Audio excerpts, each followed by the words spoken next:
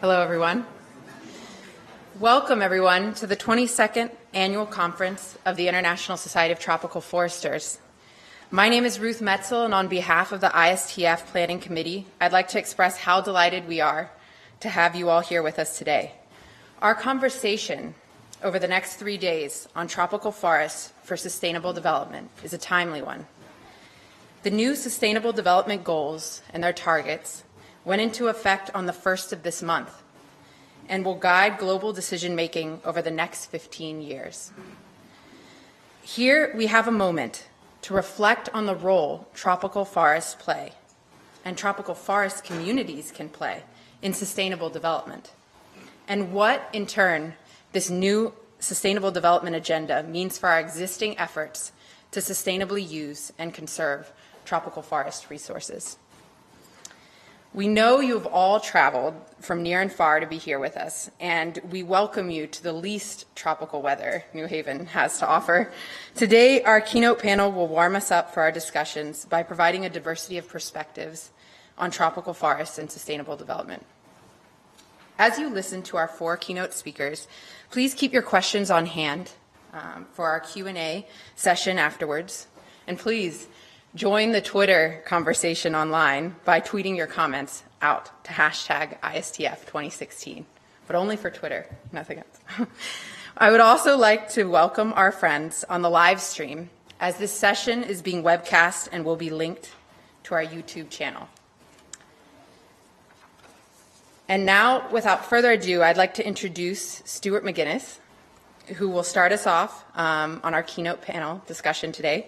Stuart is the Global Director of the Nature-Based Solutions Group at the International Union for the Conservation of Nature.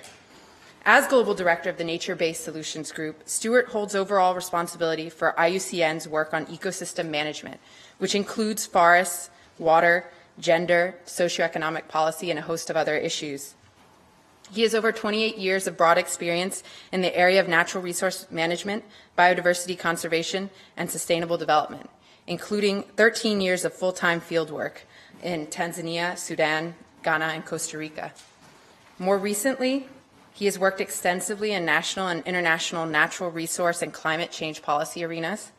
During the past 12 years, he's been a recognized leader in the conceptual development and promotion of forest landscape restoration, FLR, an approach which has now been adopted by many national and international policies and initiatives, including the Bond Challenge to restore 150 million hectares of impoverished and degraded landscapes over the forthcoming decade. He has a keen interest in the linkage between forest conservation and livelihood security of the rural poor, the practical application of ecosystem or landscape approaches in forest management, and the role of civil society in local and national natural resource governance arrangements. Please join me in welcoming Stuart.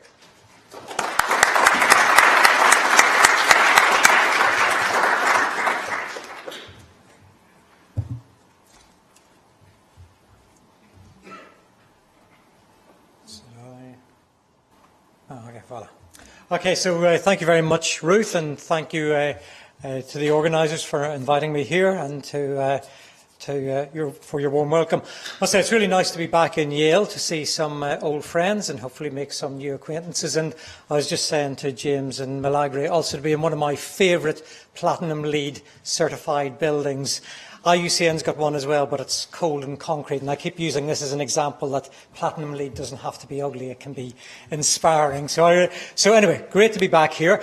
I'm going to just go through sort of a quick overview of the opportunities that I think we have with tropical forests in advancing a sustainable development, and I'm going to really try and keep this rooted in the Sustainable Development Goals, so very much on the topic of this conference. And the key message, if there's one message that I'll keep pushing, and that probably came through in my quick bio that Ruth read out, is, I mean, I've been working on and I'm a keen advocate of landscape and ecosystem approaches, and really what that means is systems thinking about not only the biophysical system but also the social system, and indeed the socio-ecological system. And I think actually if we do want to see we want to make those linkages and we want to reinforce what forest management and trees can do, we've got to really sort of to take this opportunity to rediscover systems thinking. I think the first thing to highlight is that, as Ruth said, in September the SDGs were adopted, and one can be a bit cynical and say, well, it's just more words on paper, but I think it's important to realise the real potential that this holds. We've just come from 15 years of the Millennium Development Goals, and I think if you look at the results, they really show that these are more than words on paper. There has been significant progress on many, and indeed in several occasions the MDGs have been surpassed. Now, it is easy to spin another interpretation on that, and indeed if one reads The Economist, about a year ago there was a rather scathing article which said, oh, all this would have happened anyway, China did most of achievement on MDG 1, but that sort of misses the point. The very fact is there was progress right across the board on the MDGs in many regions. Now, several weren't attained, but by and large, there was significant progress. And I actually think this does represent a real step forward by humanity, where you actually see, if you look at these figures, significant reductions in people living in absolute poverty, the reduction in the world's poor. We move on, progress on primary education, on gender and gender equality. It's not, of course, none of this is enough, but it is real progress over a short period of time. On child health, on maternal mortality rates, on treating and addressing. Remember how bad HIV/AIDS was in the year 2000 and where we are now. So all these things, I want to highlight that this is not just words on paper. We all slap ourselves in the back and feel good, and it somewhere remains in the stratosphere in sort of the corridors of power, but doesn't get down to the ground. Because there is nothing more practical than good policy. And I do think that the MDGs do constitute good, inspiring policy. And that's what we're building on with the SDGs. Now, the SDGs, as you know, they have tried to build on the lessons from the MDGs. They are, one of the, referenced that article in The Economist, one of the complaints was that there were far too many of them and far too many targets. But again, I think that probably misunderstands what these are about. These are not a strict blueprint for doing information. It is there to help assist and support national programmes and to bring strategies together to get common agreement and paths forward. And again, I think one of the things that I know IUCN pushed for, I know many organisations pushed for, was that we would try and get greater integration. The idea that really avoid the idea that there were economic goals, and then somewhere else would be social goals and somewhere else there were environmental, but really try to embed that integration across the different goals and make sure that the goals also stood so that they would complement themselves. So when we then come to sort of, well, what does the SDGs mean for tropical forests? If one wants to take a very reductionist look at this, well, there's only two targets. Target 15.1, about ensuring sustainable conservation, restoration and sustainable use of a wide range of terrestrial and freshwater ecosystems, and the implementation of sustainable management of all types of forest, etc. But again, I think that misses the point, because work by ICSU has actually taken this idea of integration a step further and said, right, how do these targets actually relate to each other? If we think all our job is, all we need to do for the SDGs is focus on these two targets here, then I think, again, we sort of missed the point, because there are links, there are links through to several different targets. And again, the idea, I think this is where target 15 is here. They're linked to climate change, to, can't see what that one is there. I think it's fresh water, is it? I'm not too sure. But anyway, building through it's hunger, I beg your pardon, that's hunger, food security. So building through links, and obviously there are some of these goals are more proximate to target 15 than others. But the real challenge is to make sure that we really do, that the SDGs get translated into landscapes like this. This is in central Rwanda, and you've got illegal coltan mining, you've got some natural forest, you've got small farmland, areas of small farms, 0.8 of a hectare is the average size, where people sustain their livelihoods. And you've got a government with an ambitious medium-term development plan to really become a lower medium-level, medium-income country by 2025. Now, I apologise. The next 3 or 4 slides, this is stuff you know already. So I'm not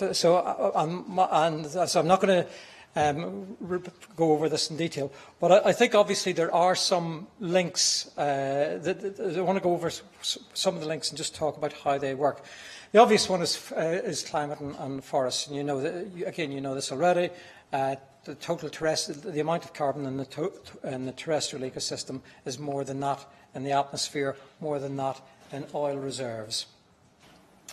But again, if we start to think, and what I want to do is to think about not just the immediacy of how we build that link, but how we can go beyond that, how we can actually start to think about integration. I think what the opportunities of the links between carbon and forest are more than just avoiding deforestation and avoiding deforestation at the forest agriculture interface, perhaps the most contested space in the landscape. And again, I know many of you have been working on this. This is some work that we did in Ghana, and it shows it's a variation on an abatement curve. So each of these is a different sort of land use intervention involving trees and forests. And this is a net benefit, not just the carbon, but all the other benefits, food security, household income that can be derived from these interventions, and the breadth of or the width of the column represents the amount of carbon that could be sequestered. So this here is avoided deforestation. All this yellow stuff is agriculture. In fact, it's all about trees on agricultural land. It's still a bit of a struggle. I know it's still a bit of a struggle to get that message through, that that in delivering a good ecosystem management, it goes beyond forests, and we can really look at the opportunities on agricultural land, and that delivers a large amount of carbon. Links with forests and water. Again, there's an increasing and compelling evidence that demonstrates that forests cover, shapes and influences regional hydrological cycles. There's also evidence that shows that if you get catastrophic changes in vegetation cover, it does take a long time there are long-lasting impacts on the flow and quality of water. And for example, in China, 400 cities now face water shortages, not all linked, not linked entirely to land degradation, but certainly linked in part. Equally, in Bogota, the residents get a significant part of their water supply from 2 national parks, and that has got a real, tangible societal benefit in terms of saving about $4 million. Gender and forests. Now, here's one. If you look at Goal 5, it absolutely rightly focuses on issues of equality, representation, reduction of violence, participation in processes, and health, reproductive health. But there is a link here with forests as well. Target 5A calls for reforms to women's rights over economic resources. And when you think that in the tropics 70% of adult women list their primary activity as agriculture, they produce around 50% of the food, yet they only own 1% of the land and the resources that stay on the land. There again is another linkage that shows that our work on forests is not just about target 15.1 and 15.2. There are real contributions that can be made to this target. On hunger and food security or hunger and forests, I think the other thing is here again. It's important to understand food systems are not the same as agricultural productivity.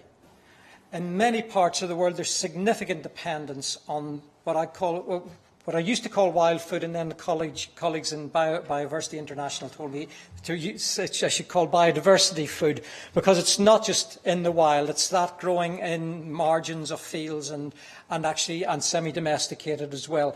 So these are important, and they're particularly important with respect to meeting nutritional requirements. Even more, I'd say, just as important, if not more so, is the role the forests and trees play in supporting the stability of food systems.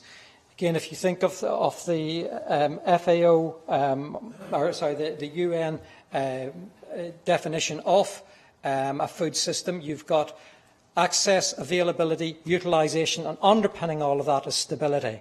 And forests and trees increase soil carbon, soil fertility, water retention, etc. Absolutely fundamental to that.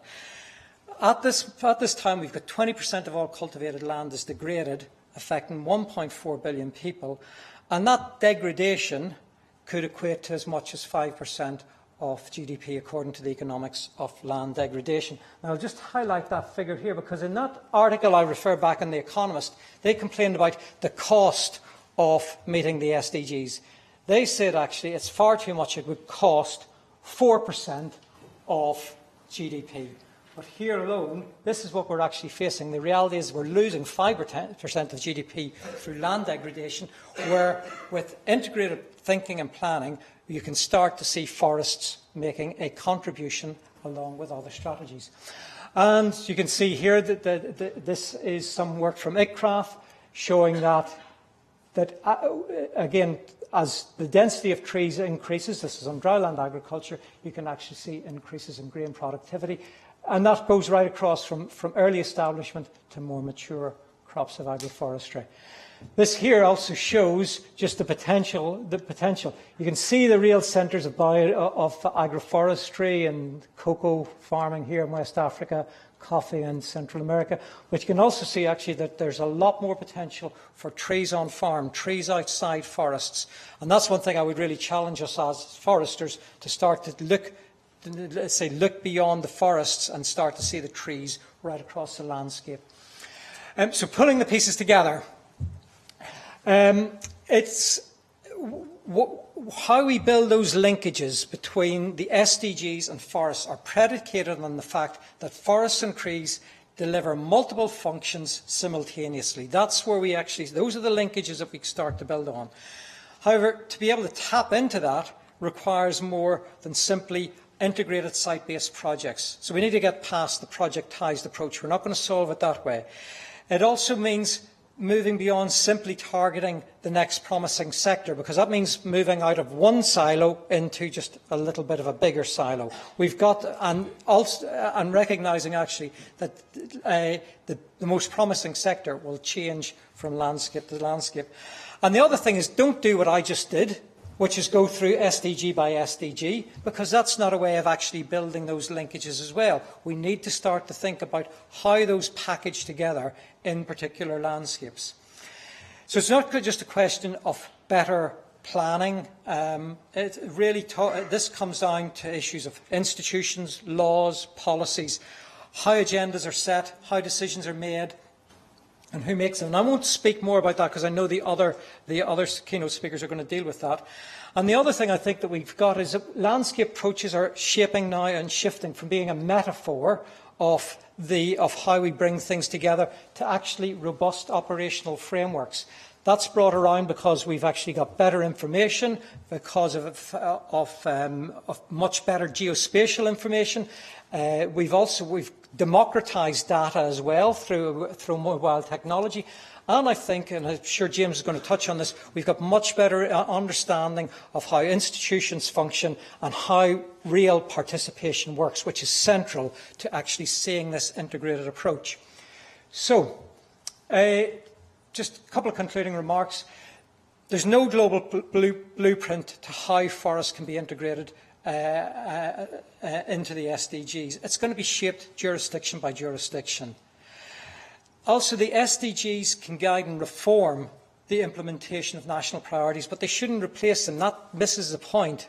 It's really reinforcing what countries' own development trajectories and ideas.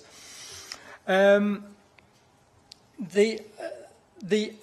idea of integration means reaching out and building on and finding synergies with other strategies. And I'll just give a quick illustration here. That it's not just waiting for someone to approach us and say, help us. It's actually starting to identify and say, look, with respect to food security, there are several strategies needed. Better economic and trade policies, better market access, new varieties and farm inputs. But there also is a role here for forests that if you ignore, the solution is weaker. So I think part of that is for us as foresters to reach out and not to expect that others come to us. Finally, however, one warning. Hubris, overclaiming what can be done, or magic bullets are probably just as big a risk as not making the connections at all. So in conclusion, really what I'm encouraging us, and particularly the foresters here at the start of their career, let's get away from our silos. Let's get away from us sitting in our little silo, ambivalent to what's happening in the rest of the landscape. I'll just give a final little anecdote. Kenton Miller, who was an ex-Director General of IUCN and then headed up the World Resource Institute, who was a forester by training, used to say that foresters should be the integrators of the landscape, but they'd failed in that task. They'd gone back to just measuring board feet, or maybe in today, just measuring tons of carbon. Our real challenge, I'd say, is to reclaim our vocation and see ourselves as integrators of the landscape. And on building on that, that's how we start to build our linkages with the other SDGs. Okay, so thank you very much.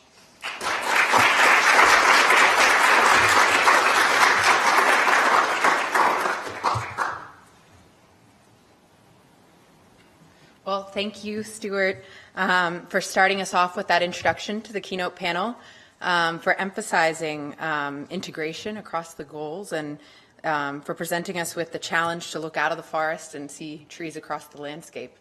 I'd now like to introduce our next keynote speaker, Milagre Novunga, who is the Executive Director of the Mikaya Foundation, headquartered in Chimoio, central Mozambique. Trained as a forester, she began her career in the Forestry and Wildlife Directorate of the Ministry of Agriculture in Mozambique, so perhaps she was one of those young foresters that Stuart mentioned earlier. Later on, Milagre held senior positions within the Mozambican government, including directorship of many forest programs within the Ministry of Agriculture, as well as National Director for Natural Resource Management and Senior Policy Advisor in the Ministry for the Coordination of Environmental Affairs. Milagre has also worked as a Forest Project Officer for UNDP's Forest Capacity Program in the Sustainable Energy and Environment Division and the UN Secretariat of the Intergovernmental Panel on Forests. Recently, she has worked with the Ford Foundation, where she served as a Program Officer for Environment and Community Development in East Africa. Milagre is the co-founder of a hybrid institution combining a Mozambican NGO, the Mikaya Foundation, a Mozambican social enterprise, Eco Mikaya Limited, and a UK-based charity, Mikaya. The development of environmentally sound, participatory strategies for community development in poor rural areas based on people's rights and responsibilities has been the main thread underlying her professional path. Please welcome me please join me in welcoming Milagre.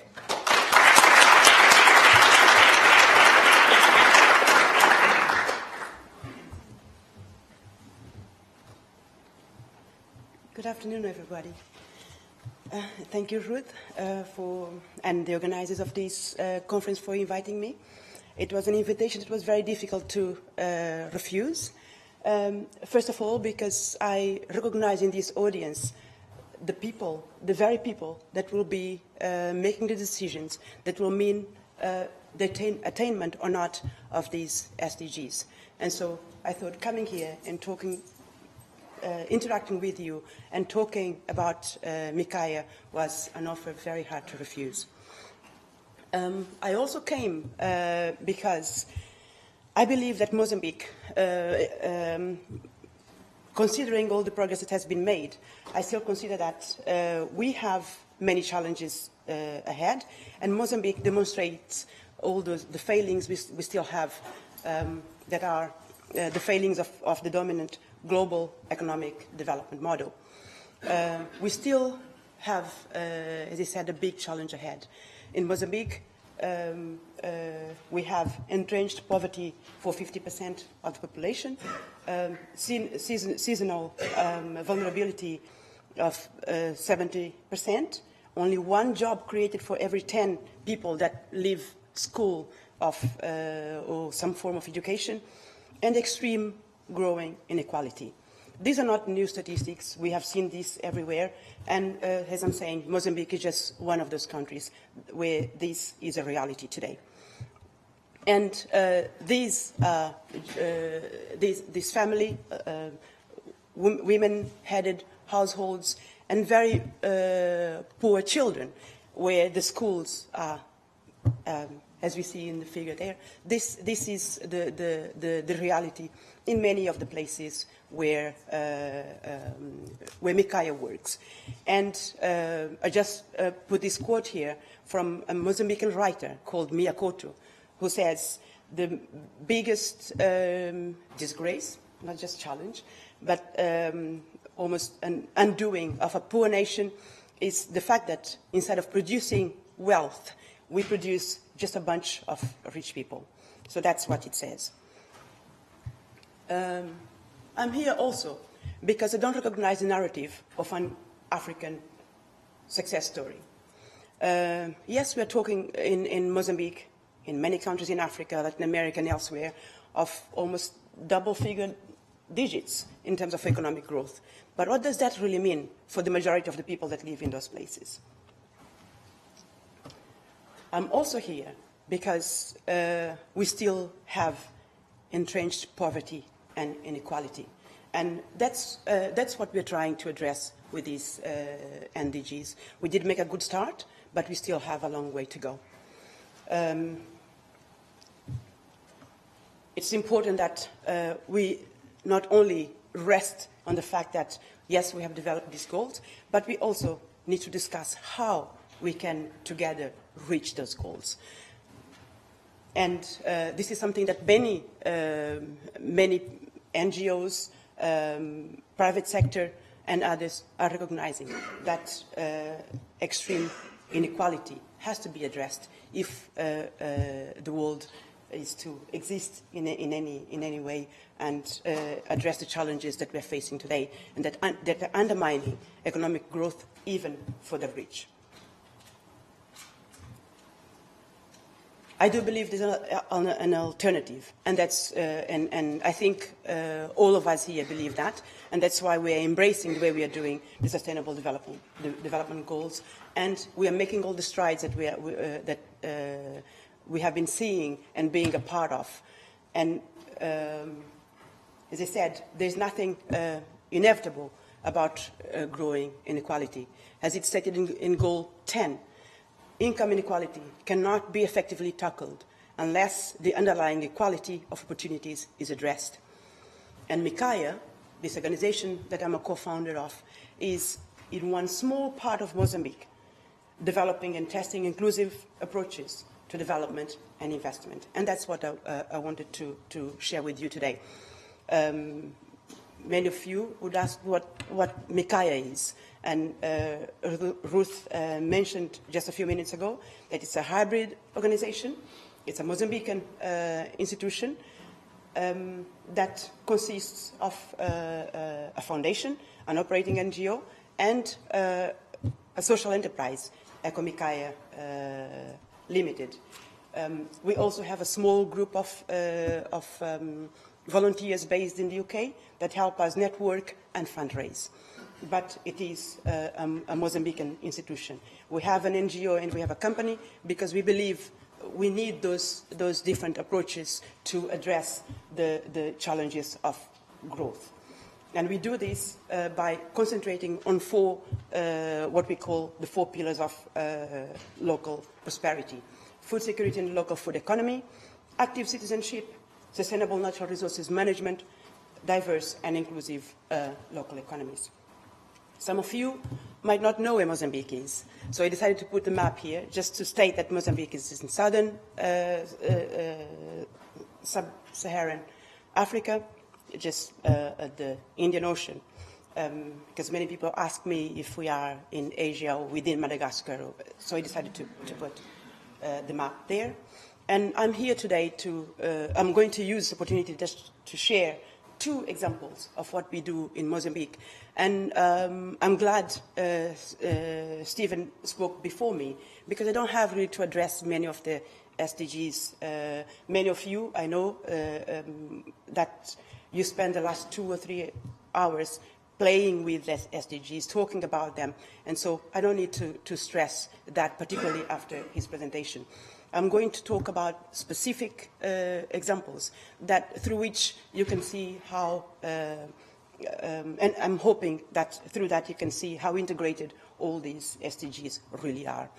And I'm going to begin with an example of our work in the Chimanimani forest belt, in the Chimanimani Transfrontier Conservation Area, Transfrontier because it straddles Mozambique and Zimbabwe. We have there one of the southernmost tropical tropical forest with rainforest species within it. And so the diversity of species and rare species and endemic species is quite high. But also we have many poor people that live in there, because no investments have really happened since, I would say, for the longest time. And so this is a good place to look at as we try to understand the role of forests and the role of people within forests, and what development options are open to them. We are working in Chimanimani through a variety of strategies, trying to balance livelihoods and conservation, from training to research, etc. But what I wanted to mention here is that we don't have a single project, we don't have a single program.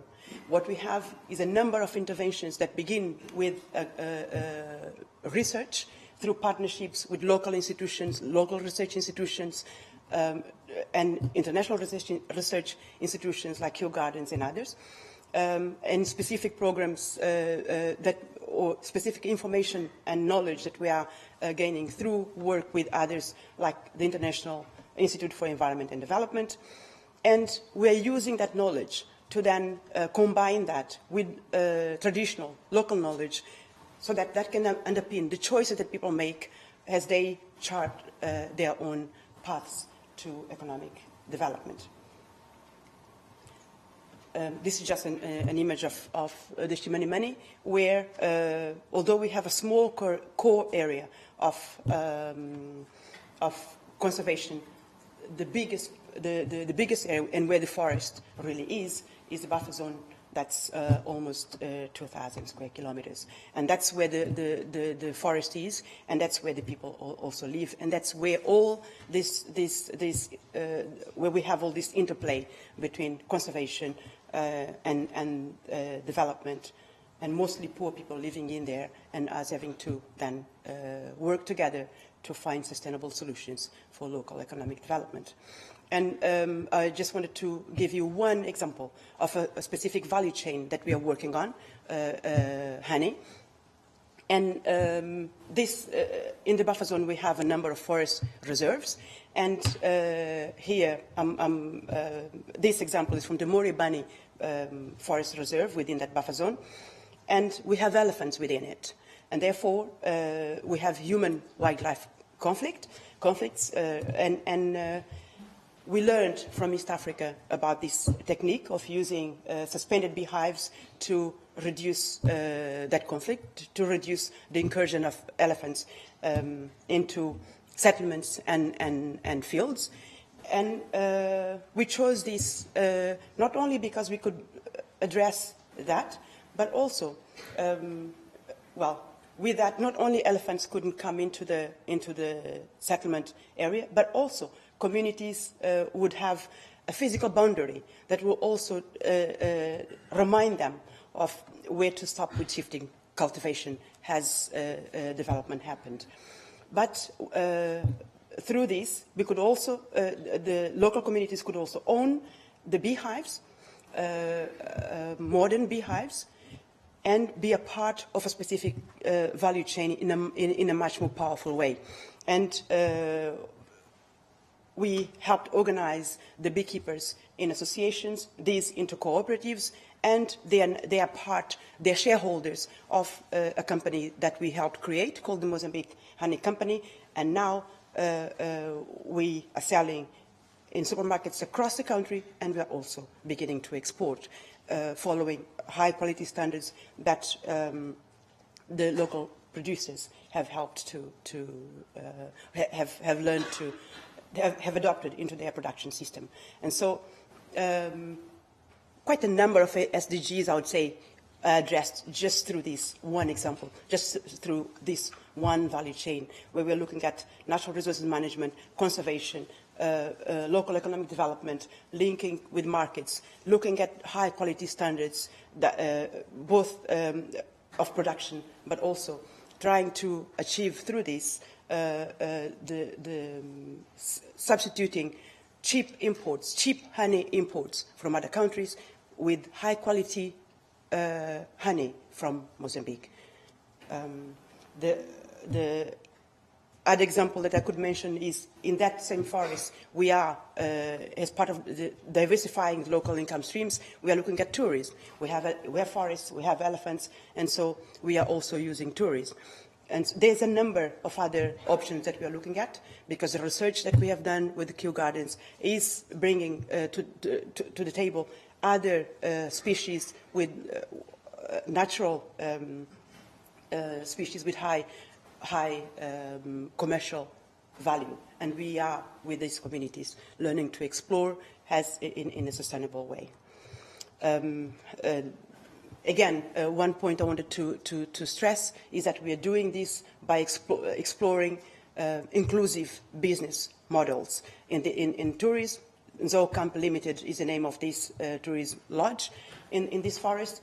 The community owns 60% of the shares, owns 60% of the shares, and Ecomikaya 40%. And all the workers in that particular lodge are from that community. They also receive a bed fee through an association that we helped create.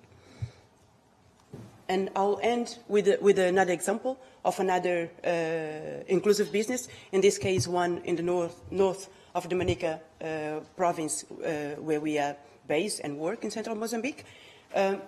It's a very, very dry area.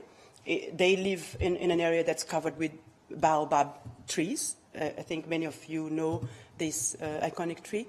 And we know that there's a very high demand for baobab powder, in Europe, in US, given that it's considered to be highly nutritious and it could address nutrition issues, but also by what we are doing, we created the Baobab Products Mozambique Limited. Mikaya owns 80% of the shares at this moment, and the women producers, women harvesters, own 20%. We have secured for the women in a particular area in northern Manica organic status, and we are now exporting to Europe. And so through this small example as well, we're talking about a specific area that has secure organic status. The women are part of an inclusive business process. They are now being paid more for their produce than they were before, because we realize the value, the high value that this particular product has in the local and international market, and we are ensuring that that value gets to the producers as well, where before that wasn't the case. So that's the other example I wanted to share, and these are just images of parts of the process.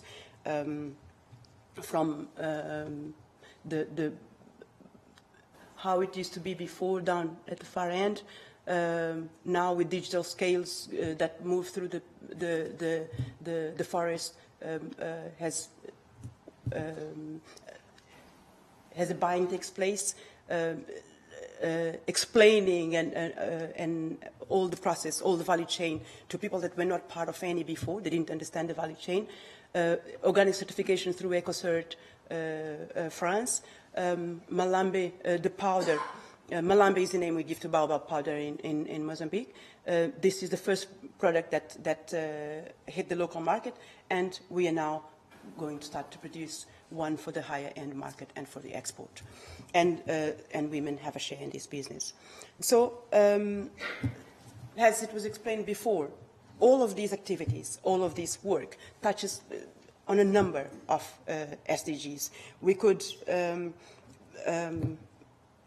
what we need to do is to be more deliberate about how we go about it. If we know, well, we are all embracing all the SDGs are important. There isn't one that is more important than the other. But depending on where we come in from, we can make an impact on quite a number of them, if not all. So, I do believe that there is an alternative to the wasteful, cruel, and destructive development patterns that are currently dominating our world. Inclusive development treats people with respect. It gives them a stake as owners, managers, contributors, suppliers, workers. It gives them new opportunities. It builds trust and confidence. And it will help us attain sustainable development. I wanted to leave you with these quotes from Africa, some African proverbs. You will find this, I've seen this in some airports around Africa. If you want to go fast, go alone. But if you want to go far, go together. And I'm saying that, I'm putting this here because I believe it's not Mikaya alone. Even in that particular place, we're not able to do everything we want to do if we don't embrace others, nationally and internationally. But also, there's another saying that's that we use a lot in Mozambique that says, correr não é chegar, meaning to run is not to arrive. Sometimes you have to take baby steps just to ensure that what you do has deep roots. And I'll leave you with that, another image from the forest where we work, and a challenge to us all for the work we've just started. Thank you.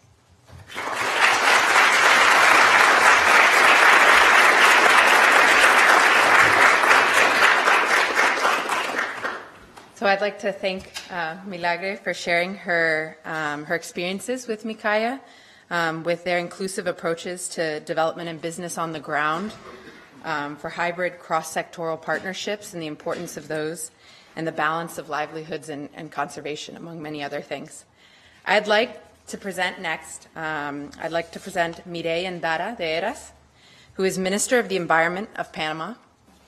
And as Panama's first Minister of the Environment, Mireille directs the newly created ministry, which was sanctioned just last year by the President of Panama, and its environmental agenda centered around 6 pillars: modernizing institutional and regulatory frameworks, mainstreaming climate change, resilient economic growth, promoting sustainable tourism as a mechanism to integrate protected areas into the economy, RED+, advancing water security and managing coastal marine resources. Previously, Mireille led the last important transformation of Panama's National Institute of Renewable Resources into Panama's Environmental Agency in 1998, expanding the scope and setting up the National Climate Change Program.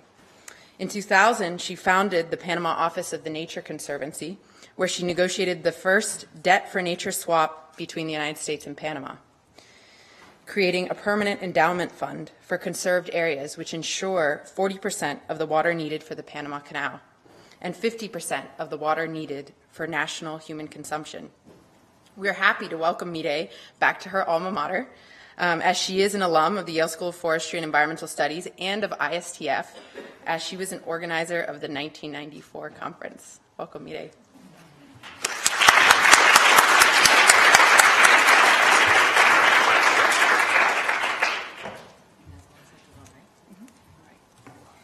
Thank you, Ruth, and thank you to everybody that's worked with Ruth to put together this wonderful ISTF conference. It certainly is an honor. I'm very happy to be back at Yale. I haven't been back since I left in '94.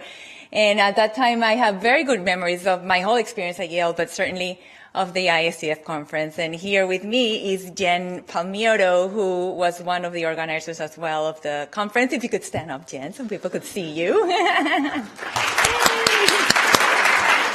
And the topic at that conference was certification. And the FSC was just starting, and there was this whole debate on whether certification of forests was something that was going to work or not. And it's proven to be, 20 years later, that it's a very basic way of ensuring a sustainable management in forests. Here also are my good friends, Javier and Suzanne, all from the class of '94. I'm so excited to be here. They're all with me. And I would also like to recognize our ambassador, the Panama ambassador to the United Nations, Laura Flores, if you could stand up, who's also accompanying us today.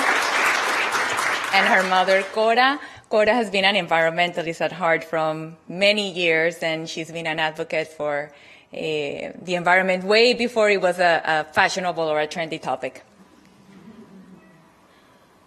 So I'm going to, as you all have figured, we're talking about the Sustainable Development Goals and Panama.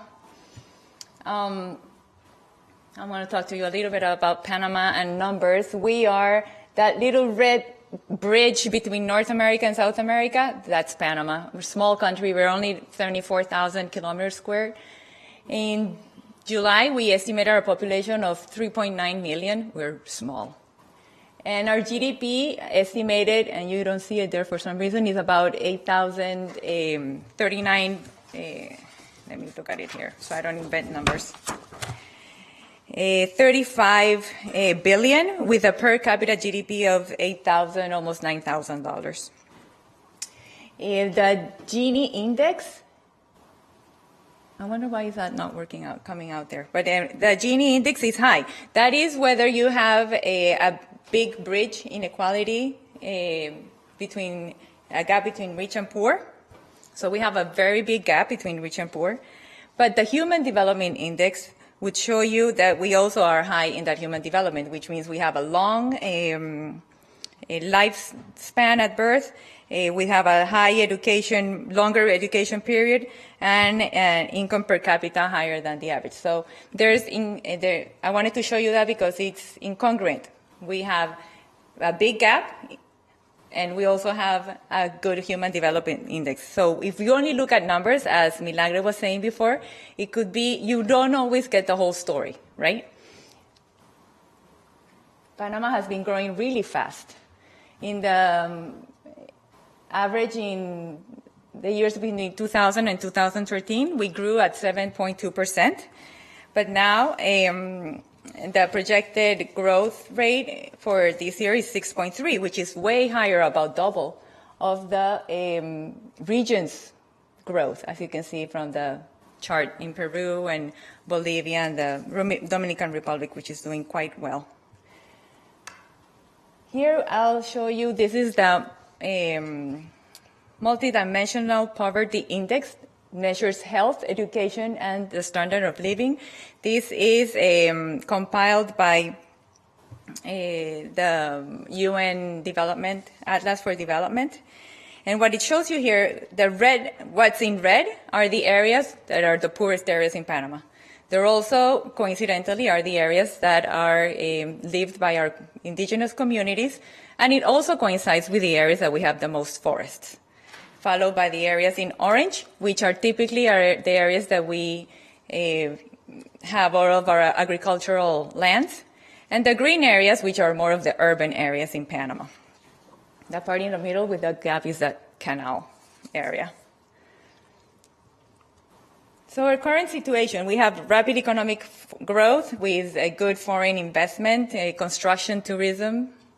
We have a rich natural capital, which is, of course, under pressure with all this growth. We have increasing demands for energy, water, and minerals, and we increased inequality in the distribution of wealth. Our citizen involvement or participatory extent really goes to a lot of criticizing with very little proactiveness, and we need to bridge to move from just talking about it and taking action.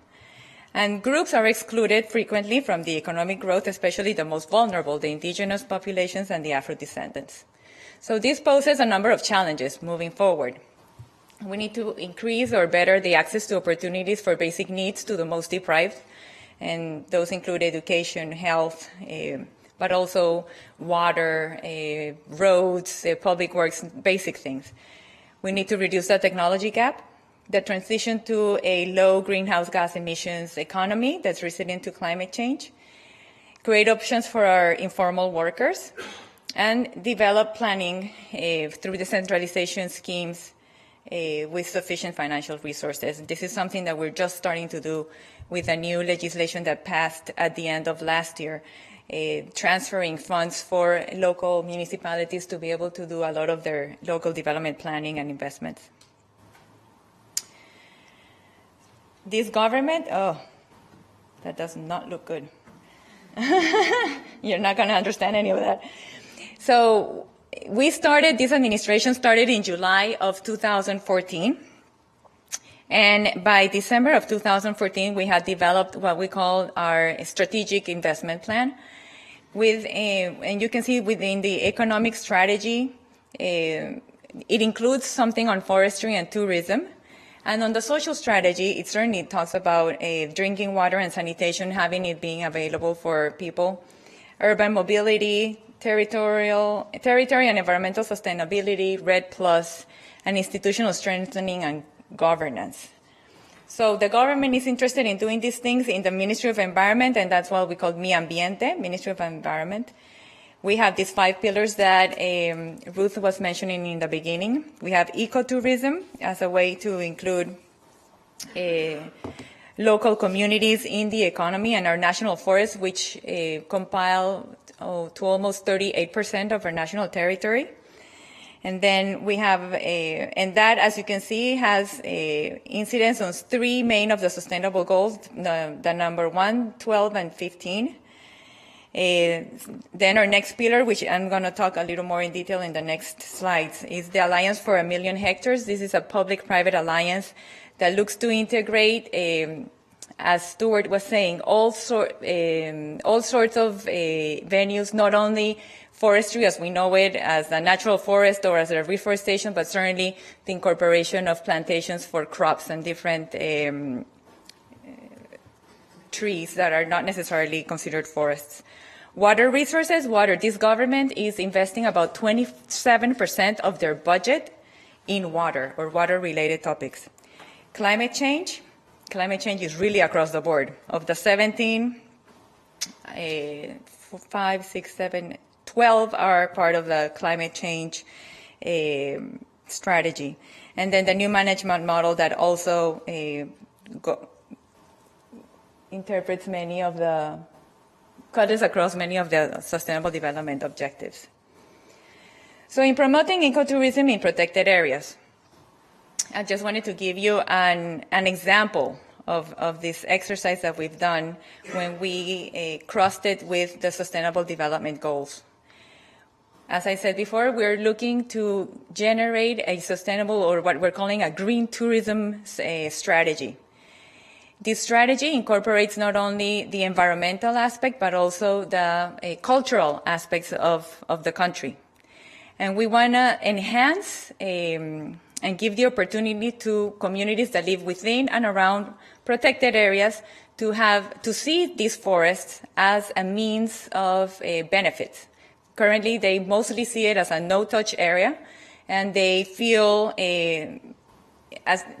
forests are a limitation rather than an opportunity, and therefore, very frequently, communities are obliged to engage in activities that are not necessarily legal, and are then obviously also sanctioned by these actions. And we want to change that paradigm. The ministries of environment around the world and in developing countries particularly are not ministries that are very strong and don't necessarily have a lot of budget. So our capacity for vigilance and protection of these protected areas is very limited. By changing the paradigm and incorporating these communities to be also protectors or the principal benefactors of the services of these protected areas, we're hoping that they also are going to help protect these areas. And that's what I mean by co-management agreements and concessions up there. Continued training and systems for rangers to systematize. We only have about 250 rangers for all of the country. That's very little. But with the University of Colorado, we've engaged in a very interesting training course for them. And we've engaged agents from the National Police to create a special unit on ecologic police that helps our rangers do the vigilance rounds.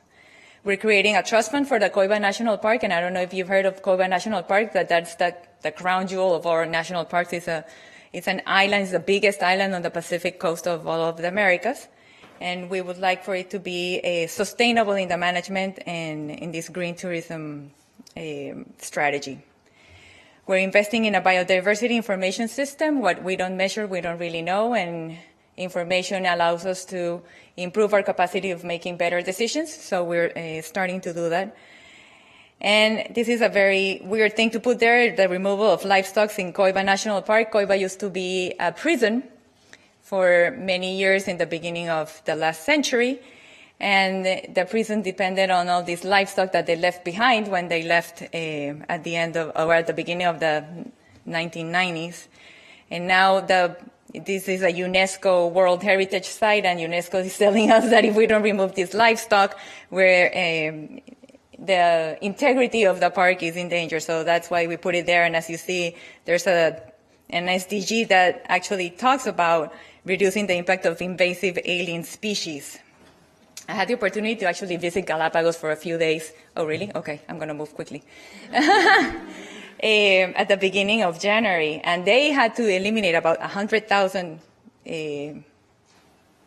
chivos, goats. So it's certainly not a problem only to Panama. Okay, I'm going to go quickly. Water resources. As I said, we're investing a lot on water, and water is a big goal. It also has to do with forests, but I'm not going to really talk about this because I want to go to the next one, which is the Alliance for 1 million hectares. Stuart also mentioned something about the Bond Challenge. The Bond Challenge is a very aggressive, ambitious goal for the world, or for all the people that have signed on it. We are hoping to actually host a regional Bond Challenge meeting in August of this year. The Alliance for 1 million hectares is a public-private alliance. It looks to incorporate private sector in for Panama, reforesting 1 million hectares, that it goes not only on commercial reforestation, but also agroforestry, silvicultural arrangements, and the recuperation of degraded lands. We are reactivating a number of government nurseries, but hopefully leveraging that private sector participation and agricultural producers' participation in this ambitious goal. And those are the different SDGs that touches on. This is what we would look if we status quo in deforestation and the pressures of increasing economics and rapid growth in Panama. By the year 2035, this is what we would look like. If we are able to do the alliance, this is what we would look like. And all the light green is the areas that we would focus on reforesting for 1 million hectares. Most of the areas here, this is what's known as the dry arc of Panama.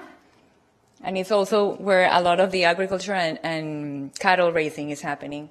This is where we most need to work with, and this is where Ruth is going to work after July, in recuperating degraded lands and improving our water and our river basins with watershed management. Climate change. Climate change is also an area that we're focusing, and we're hoping to incorporate the role of forests. We have launched in December an initiative from Panama for the creation of an international center for the implementation of REDD+. There's a slide on that later, so I'm going to stop there. The National Climate Change and REDD+ strategy is integral to this area. I'm not going to say everything, but we're working on vulnerability assessments and a number of projects to increase the awareness also of climate change on agriculture, on the economy, and on not only environment. So, as you all know, the Paris COP21 meeting in December last year integrated in its Article 5 the incorporation of forests through REDD+, which we think that is an amazing achievement in that agreement. We put there as Panama's legacy, but it's really Panama with the coalition of rainforest nations that we were co-chairing at that time, were able to introduce this article recognizing the role of forests in the mitigation of climate change.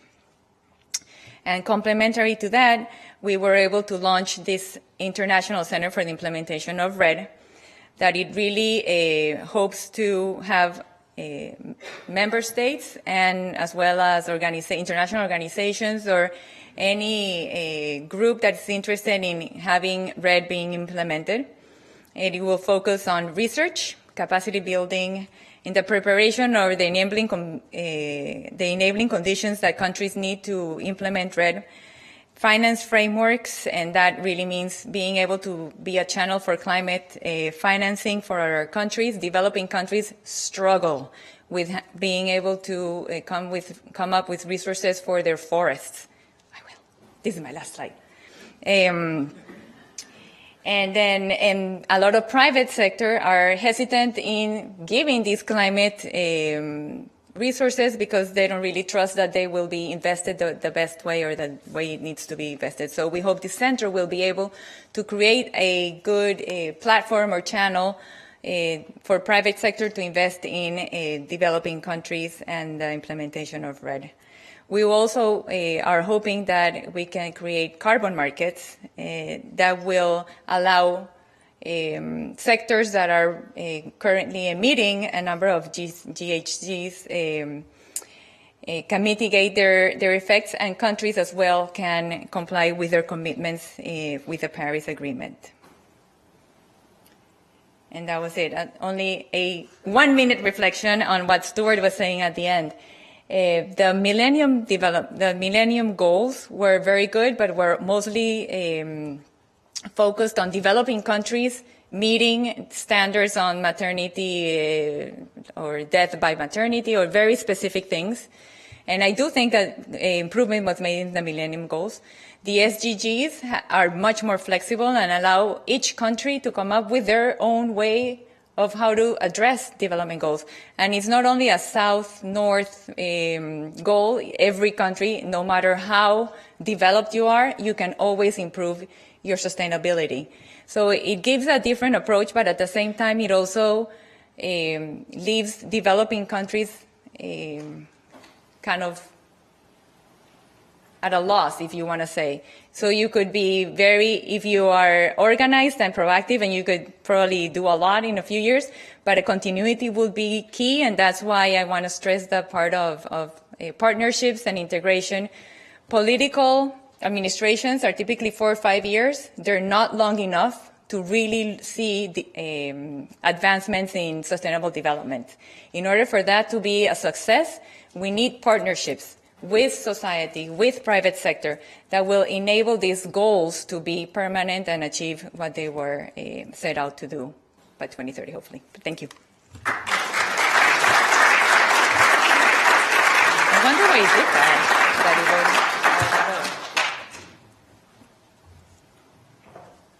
Well, I'd like to thank Mireille for that national perspective on successes and challenges in sustainable development.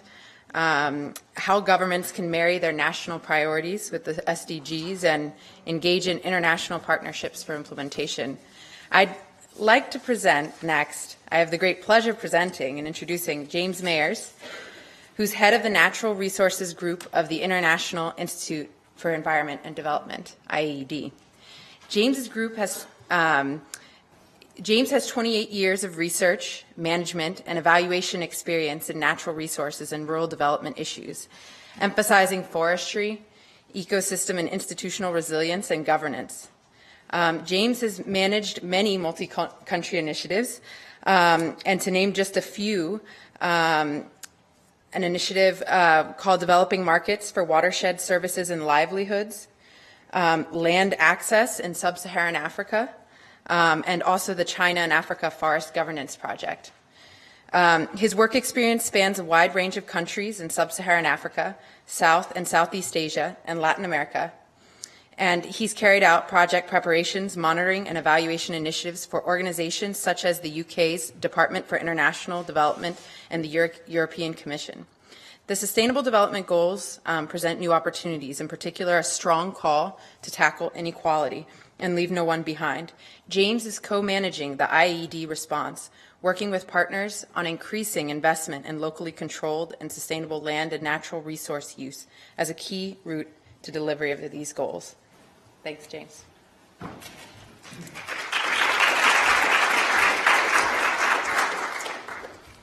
Thank you, Ruth. Good afternoon, all. I don't often work off a script, but recently I gave a talk where I rambled on so much about forest governance that I thought I would have a go at writing it down and controlling myself a bit. Thanks very much, Ruth. I come from Scotland, which is about the same size as Panama, slightly less independent. Ooh, that works. That's my title. These are 5 of my favourite things. I probably should have put a exclamation mark after the last one, like Stuart did. But hopefully you get the point towards the end of what I'm saying. Those things are what I'm going to try and cover a little. We've heard from my fellow panelists great examples of how local institutions really are required, or the forest just gets nibbled away. And of course, when big money talks at larger scales, the forest has little chance. It's going to get abused or converted. Sometimes forests simply lose their place in the government's pecking order. Stuart and I know Ghana pretty well, and recently almost 20 years of work by government forest agencies and NGOs in Ghana to get forest rights and interests aligned for good forest management have been pretty much sidelined as government shifts its attention to the new oil and gas sector. In other cases, large-scale criminality may completely override local control. In Myanmar, military elites, drug lords and crony companies associated with the dark days of the junta control huge forest devastating mining and trade in jade. It's reckoned about $31 billion a year currently. That's equivalent to half the country's GDP, over 46 times national spending on health. And that's jade. Jade's a luxury. Food is a necessity, another huge challenge. It's reckoned by 2030, some 5 billion new middle-class consumers will have emerged on our planet. It's a good thing, of course. That's mostly in Asia, Latin America, and Africa. But if they're anything like their predecessors, of course, huge increases in demand for meat and dairy production in particular will follow, and we all know what that means for land, the source of soybeans and other feedstock required. It's going to have devastating consequences for forests and the climate. And as Milagre has really brought to life, perhaps the biggest challenge facing us is inequality. That Oxfam report that's been mentioned, it gets pretty specific. 85 individuals own more than 3.5 billion of the bottom half of the global population. And that inequality is often linked very directly to polarized education, polarized health and mobility, further exacerbating the power imbalances and creating further exclusion. And while in increasing number of contexts we can see that poor people's potential power is increasing a bit, notably through their teleconnectedness, as it's sometimes called, with smartphones only introduced in 2006 and already owned by a quarter of the global population. That power is still trumped by local elites and the influence of distant economies. 900 environmental and land rights activists were murdered from 2001 to 2013, Global Witness tell us. Increasing land prices often leads to, or can lead to, an increasing numbers of places is something we're really trying to track at IAD, to land grabbing. And we even see ill-conceived new protected areas for carbon or biodiversity which restrict poor people's access to land and impose other costs on them, such as damage from wildlife on crops and people. So we've got this tantalizing prospect of integrated land use that we've all talked about, which for many years has simply proved an illusion because of these forces. And yet we know that integration does occur. We see it. We can feel it sometimes. So really trying to identify what sort of local land use negotiation and management achieve such integration. What sectoral coordination mechanisms truly reconcile warring ministries at national level. We sometimes see it when it can happen. How can we make more of it? To the SDGs, there's an SDG tree. As has been emphasized, the promise is really bringing a new focus on integration, on universalism. These are for all of us, north and south, east and west, and putting sustainability at the heart of the economic development agenda. At IID, in considering the links between forests and SDGs, we got involved quite early on in the process, trying to synthesize, really pull together the content and depth of international agreements on forests, be they large-scale UN-type agreements or kind of considered opinion captured in various ways. Tried to marshal that opinion and with various bits of process. We identified 4 key enablers for forests to contribute to sustainable development outcomes. These are the things that collectively you can see have come to the fore over the years as real requirements for forests to do their utmost for sustainable development. We need social justice and good governance, fair and responsible market systems, well-managed, multifunctional landscapes, and the way of tracking this, the metrics, and the way of fueling it, the means of implementation. And then we pushed and pulled as best we could in SDG development processes and showed how these enablers can be found and emphasized within the goals and targets.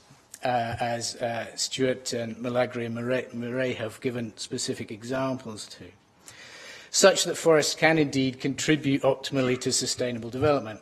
And this particular effort culminated in a big workshop in Lima in Peru in November 2014, at which government representatives and lots of others, experts of various kinds, concluded that the most important to them sustainable development outcomes to which forests contribute are those blue ones on that diagram. That diagram miraculously represents all 169 targets as well as the 17 goals across there. So biodiversity, food, energy, water supply and access, income and employment, climate change, they were the big ones for them. And using these enablers to really demonstrate how a potential package for a particular grouping of for installing forests potential to contribute to sustainable development really could be together. So we can put together. So we can begin to imagine how that could be done with effective deliberative process at local level, putting specific packages together. So step forward the groups who can use these goals in this kind of way and targets to hold their leaders and their companies to account. The indicator set's due to be launched in March this year. Rumours are that the 200-plus indicators are far from coherent yet and few are implementable, perhaps. So maybe they'll be emerging as a preliminary proposal needing further refinement. We wait with bated breath. And perhaps, like Milagri, I suggest that the big promise here is, or the big innovation is Goal 10, inequality. And the phrase "leave no one behind" is being used by some for the SDGs as a whole. One might note that "leave no one behind" implies rather leading from the front, perhaps, rather than tackling inequality. So there's work to be done on that phrase, at least. But in a similar way to the MDGs, we can begin to see where they, in many contexts, effectively added another goal to national 5-year plans, the poverty goal.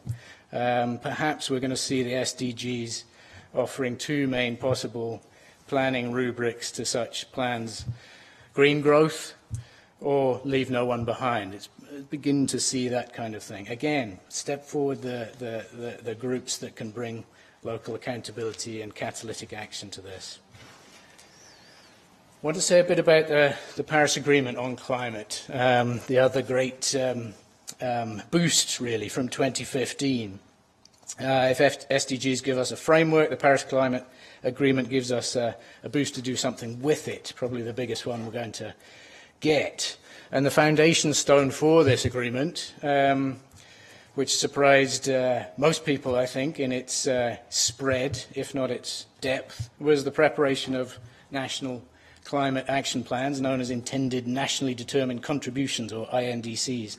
This was a completely new method for building a global agreement, and not without many problems, but it worked somehow. The Paris Agreement gives us real hope. 4 main things I pick out. It includes the commitment to hold the increase in global average temperature to well below 2 degrees centigrade above pre-industrial levels, and pursue efforts to limit the temperature increase to 1.5 degrees.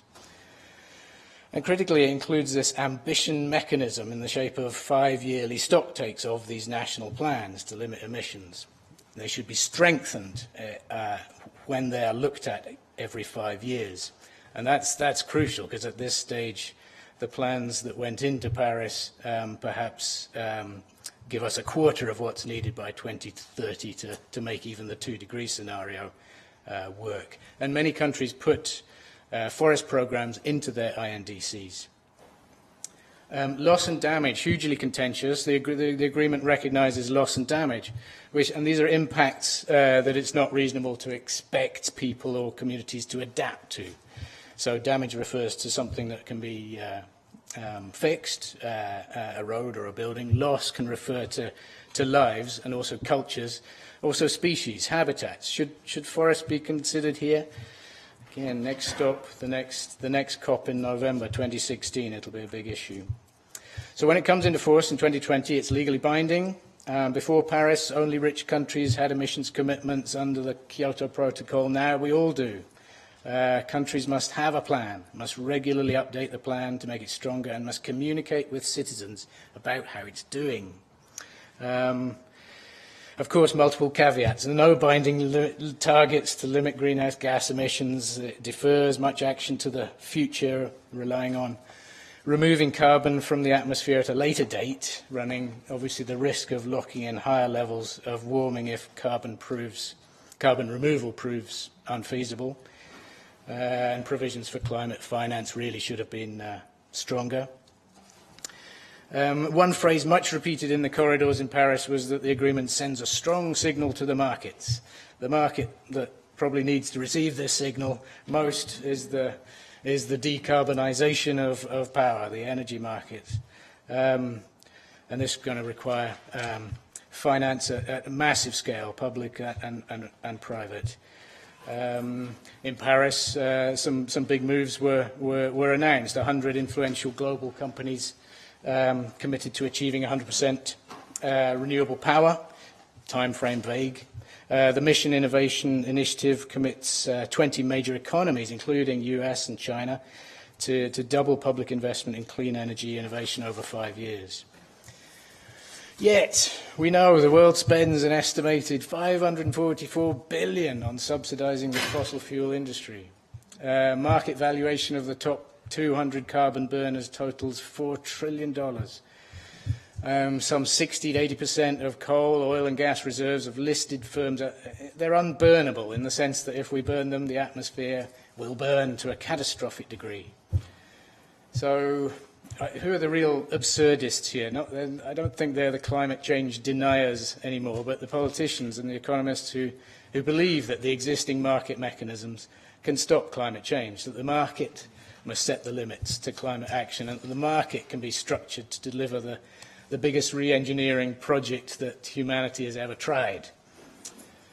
So we're increasingly really good at modelling the Earth's climate as a complex system. We need alternatives to modelling the economy as a simple machine. And going back to that sort of ratcheting up mechanism potentially in the Paris Agreement, there are perhaps moments in history when the rules by which markets work are shaped by public will. You could take the abolition of child slavery as one example.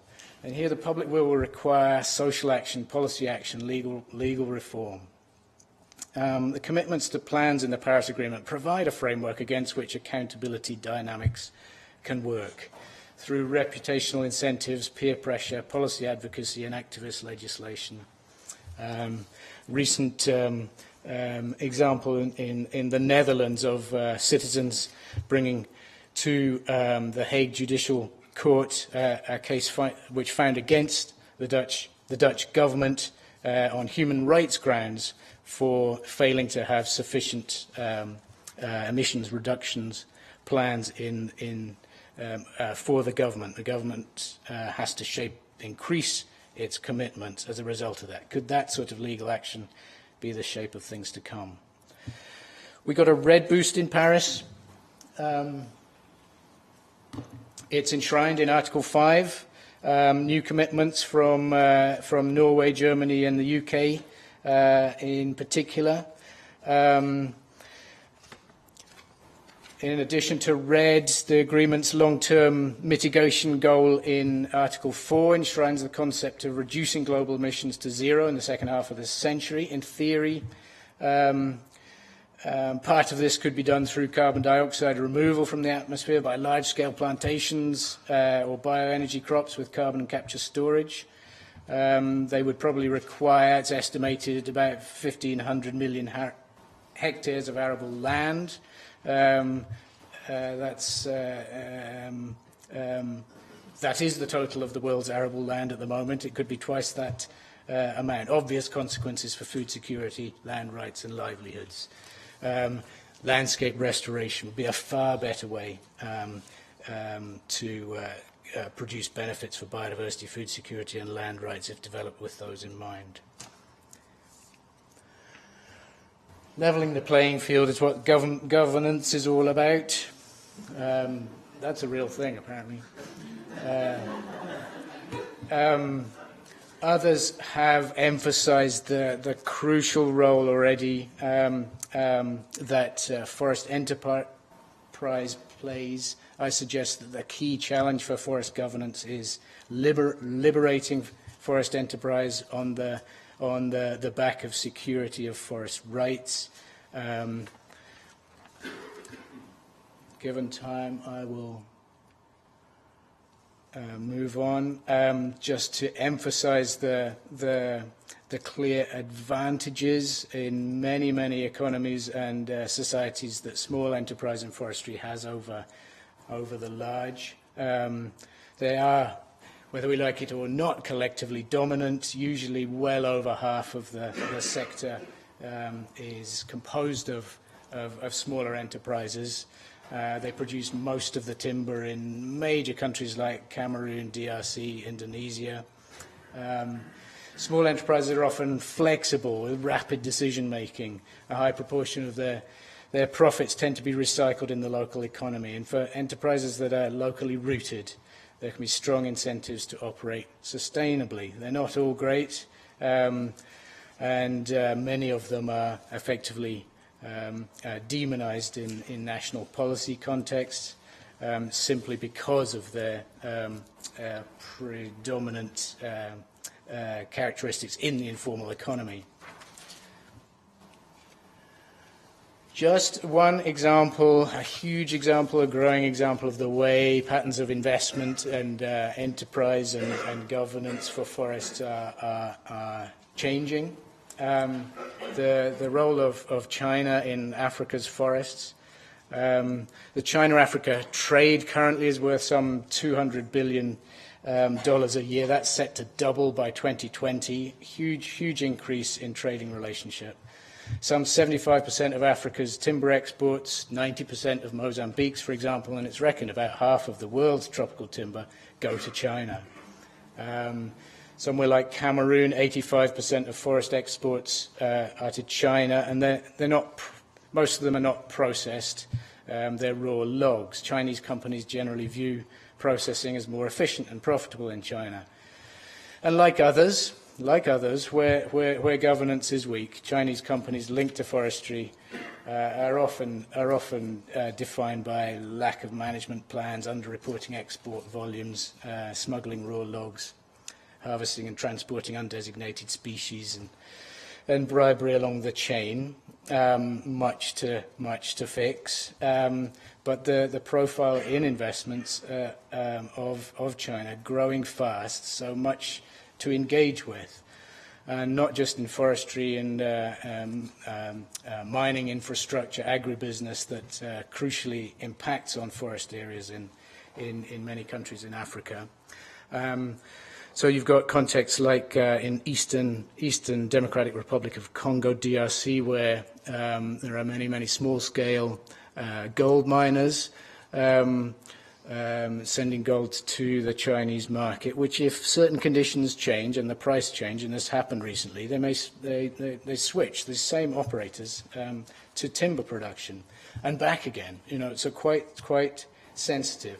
And we're increasingly working on relationships between China and Africa in a thing called the China-Africa Forest Governance Learning Platform. One of the key things discovered so far in working with Chinese companies and governments on both sides of the relationship is that the China-Africa forest product trade is price sensitive and focused on relatively few species. The top 30 processors and traders in China import 80% of the volume from Africa and are geographically clustered on the east coast there. So there's much potential for well-targeted work on capacity, policy, company practice, and indeed work with the Mozambique government recently resulted in revisions of permit systems that are underway, and together with a price drop, the scale of the illegal trade with China has recently dropped quite dramatically. Could I just, after showing some of my friends in that group, end by emphasizing that I think to play our part in decarbonising economies, optimising the potential of SDGs and achieving good local governance, we need rights installed in the frameworks and practices practices of investment to a much more substantial degree, including REDD+. We need a major shift in policy focus to jobs and economies with small forest enterprise, and organisation and partnership for integration and shaping patterns of investment, including things like China and Africa. And if you'll allow me, just a few words on a pet theme, picking up what I was saying earlier. With the recent global finance crisis revealing such a depth of uncontrolled financial gambling, collusion, and with this climate change momentum, with the SDGs' universality and ambition, we should be thinking and acting pretty differently. Over the past 2 centuries or so, capitalism has undergone continual change, economic cycles lurching from boom to bust, and it's come out of it. It's always emerged, transformed, strengthened. Some are now suggesting that today we're on the brink of a change so big that this time capitalism itself may have reached its limits. Information technology, of course, is at the heart of this. It's reshaping the way we think about work, production and value, and is degrading an economy based on markets and private ownership alone. Goods and services that no longer respond to the dictates of neoliberalism are appearing, from parallel currencies like Bitcoin, to time banks, to self-managed online spaces, think Wikipedia, a wide range of cooperative organisations, credit unions, peer networks. People are discovering new forms of ownership, lending and doing business that are distinct from the current system of state-backed corporate capitalism.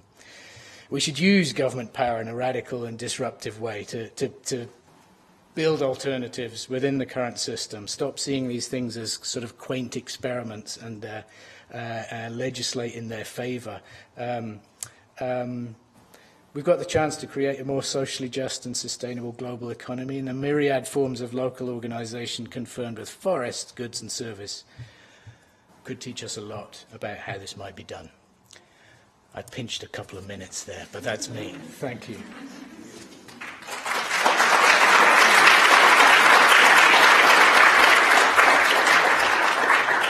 Yeah, you can stand, yeah. So thank you, James, for wrapping up the keynote talks with thoughts on governance, investment frameworks, and how we fundamentally re-engineer and disrupt our markets and societies for sustainable development. I'd now like to invite all the keynotes to come up, and we're going to have a panel. Most of this Q&A session will be questions from you guys, so I hope you have a lot after having heard all the different perspectives here. But first, I want to pose a question to the panel. So let's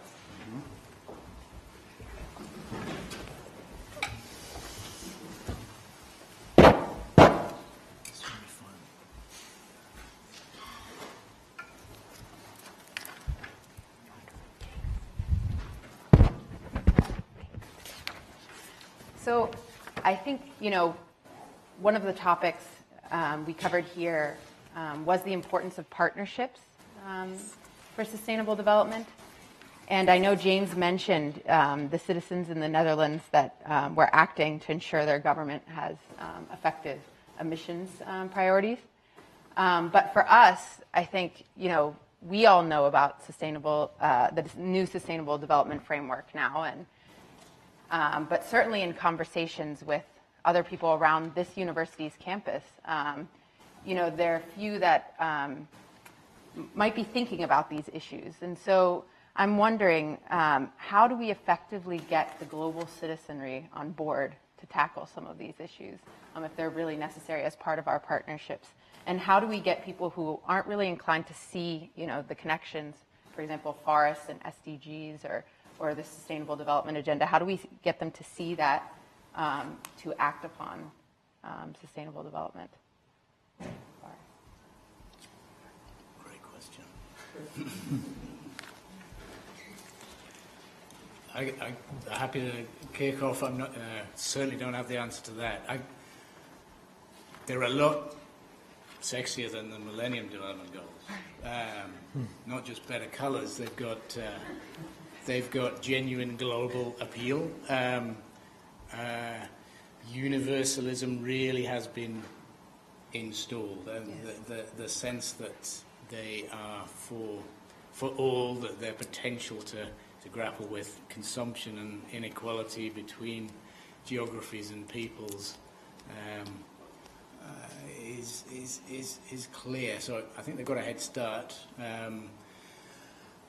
I've been very enthused thus far by the number of local groupings who want to use them, who see them because of their high level of commitment to them within the UN system, and therefore their governments, and that the Paris Agreement then gives them further teeth effectively. They feel that here's a tool for accountability and bringing their governments closer to them to do the things that are necessary. So it's an encouraging start. I think anything like good colours and meetings like this, and doing animations and using them for the real educative tool that they can also be is very helpful too. I see a lot of activity on that, which is great. Can I provide some? What we are betting on is to create projects and platforms that allow citizens, common citizens, to get involved if they so wish. In my experience, the truth is that most people don't care.